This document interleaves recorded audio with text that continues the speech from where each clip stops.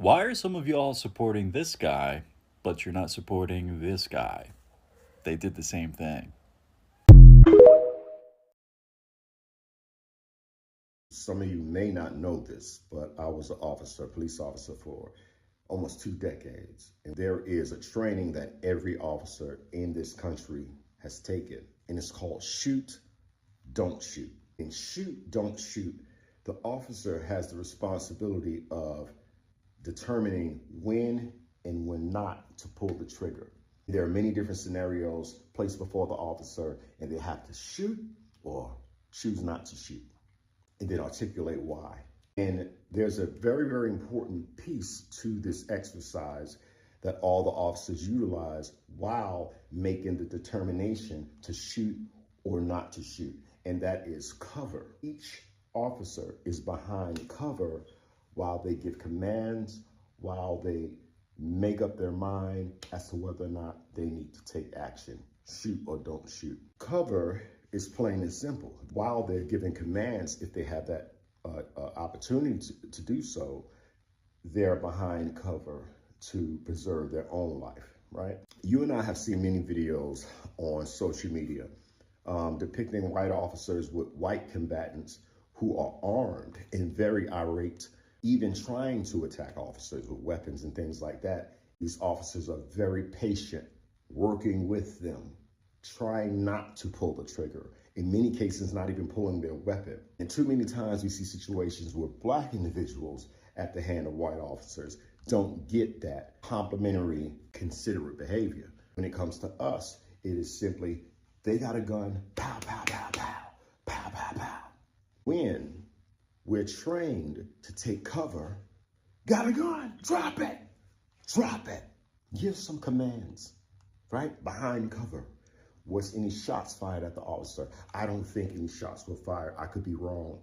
From what I heard, a gun was recovered at the scene, no shots fired. So we got to piece this together. Those who were with the young man probably have a better idea of what happened. Can't trust law enforcement to tell the truth. I personally believe that he was trying to throw the gun down. I don't think the kid had a death wish, because to point a gun loaded when officers are running after you because you were in a stolen car, makes no sense. To shoot an officer simply because you're about to get caught for being in a stolen car makes no sense. You understand? But to have a gun on you, okay, in a stolen car every day, okay, did that mean that they were going to shoot the officer?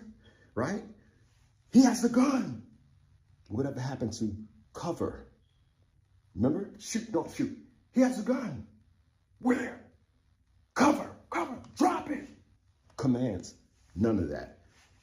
When it's us, you show up, he has a gun. Pow, pow, pow, pow, pow. Pow, pow. In life. No discussion. And there's this common claim that I'm so tired of hearing. I feared for my life. Do you know how many of us fear for our lives at your hand daily? I have 4 sons.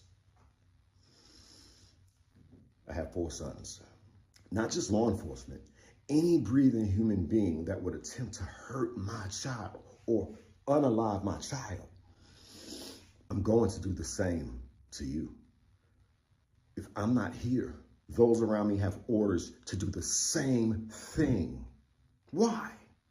For you Christians out there, you believe in a God that says an eye for an eye and tooth for a tooth. You believe in a God that will not only an eye for an eye, a tooth for a tooth, but will still take vengeance today for something that was done by a couple of people who never existed that you believe in, Adam and Eve. And so still today, disease, death, punishment, that's the God that you believe in, right? So don't you dare think it's strange when I say, you touch mine, you won't live, even if I don't. This is human nature.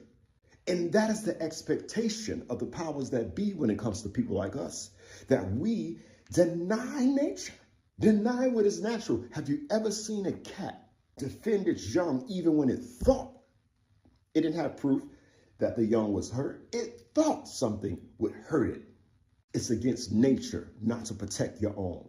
And we were taught to turn the other cheek. We were taught to pray for the families. I'm upset. A lot of people are upset. No more. No more. Training from the recruitment level must change. The training that these officers receive ain't shit.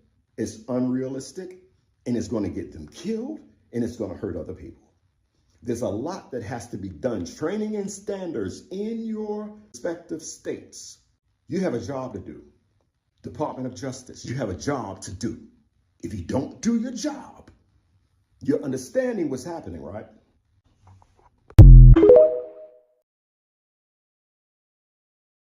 But wait, does this really make sense? What are all this for? Why should you honor life a little boy? Just look at what we have caused. Another person have to pay for your own sin. Another officer have to pay for your own sin. What are the meaning of all this? What is the meaning of all this? I don't get it. I don't get it. What is this world turning up to? I mean, so why are some persons supporting the man who did this and the other person is also supporting the man that did the other one? Shout out to that police officer who decided to last minute get in that elevator with Rodney Hinton, because I can't imagine what he is experiencing right now when he's alone with these Caucasian officers. Just the way that they had him intimidated when he was in that courtroom, when they all just lined up and they were all staring at him and grilling him. I can't imagine. And even when he was in the elevator, the way that he was standing, it looks like he was in so much pain. I'm not exactly sure, what happened after his arrest, if he's endured more, because I can't imagine just being incarcerated with these COs or the people who are, around him could be potentially doing. I don't know what's what. I can't confirm or deny any of this, so I'm just making assumptions and just actually wondering. But shout out to that officer, because when he walked in that elevator, you could tell it was about to shut, and they were like kind of smirking, like they're gonna say something crazy to him, things that he probably wouldn't even be able to prove or even potentially do something to him, because we've seen worse. But that police officer got into that elevator and he stood there facing forward, looking right at Rodney Hinton and the other officers, and you could see the smiles fade, you could see the discomfort creep up on them. And yeah, it was an intimidating situation, and I wonder how that video got leaked and released, because it looks like it was one of police body cams. But shout out to him for putting that out there to kind of silently let Rodney know that he has some kind of support. And it's crazy because everybody's talking about Luigi, but it seems like with so much chaos and toxicity happening all around the world, this is slowly kind of going away. But let's not forget Rodney Hinton and everything that's currently happening. I don't know what's going to come of this case, because I really hope that somehow he's able to plead insanity just based on what's occurred. But it's all pending. Let me know your thoughts. Let me know if you've seen the video of the police officer getting in the elevator, kind of looking like he was trying to protect him or at least show some type of solidarity. Share your thoughts in the comments. I appreciate you guys' support. Whatever else comes out, I'll be back with more, so make sure you stay for some more updates. Thanks. Bye. So the Cincinnati Police Department enacted Marsy's Law, and they are going to refuse to release the name of the officer that unalived Ryan Hinton and unjustly unalived that young boy, pew-pewing him multiple times in the back. So I just have one thing to say to Cincinnati. You know what to do.